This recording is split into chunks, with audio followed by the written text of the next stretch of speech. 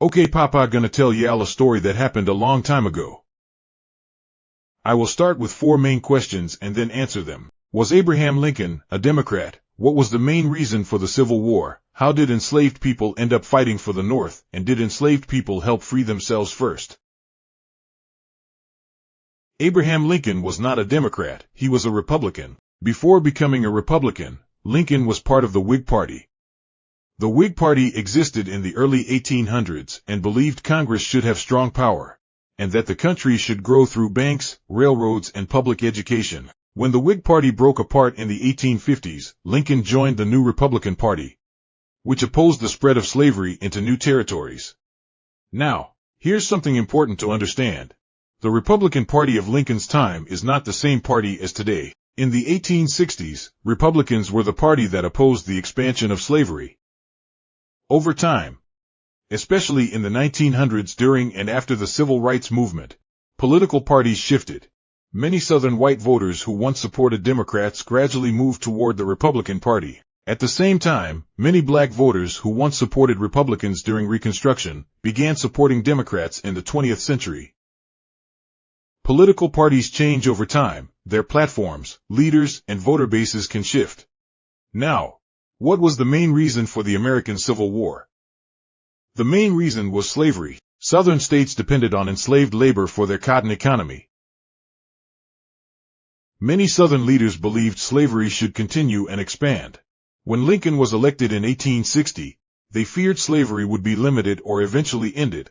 Because of that fear, several Southern states left the Union and formed the Confederacy. The war began in 1861. At first, the war was officially about preserving the Union, keeping the country together, but slavery was the central issue that caused the conflict. At the beginning of the war, black men were not allowed to fight. Enslaved people were treated as property. Families were separated. People were beaten.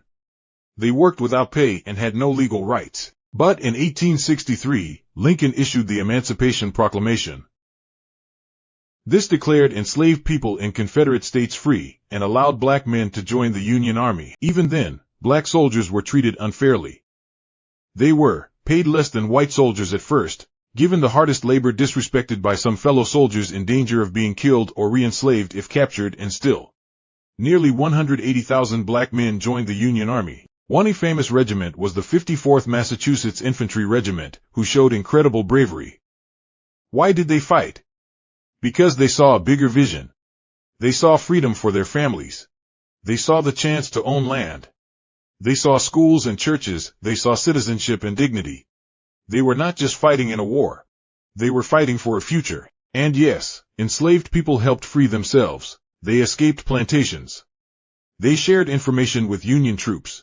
They stopped working for enslavers. They fought in battle. Historians call this self-emancipation. After the war ended, Union General William Tecumseh Sherman issued Special Field Order No. 15. It promised formerly enslaved families up to 40 acres of land. This became known as 40 acres and a mule. It was meant to help freed families build economic independence. But after Lincoln was assassinated, the new president, Andrew Johnson, reversed the order. The land was returned to former Confederate landowners. Many freed families were forced into sharecropping instead of owning land. So even though black soldiers helped win the war and end slavery, the promise of economic freedom was taken away. Still, they changed America forever. The Civil War's main cause was slavery. Lincoln played an important role, but enslaved people were not passive. They resisted. They fought. They believed in something greater. Freedom was not simply handed to them. It was claimed with courage, and that courage reshaped this nation.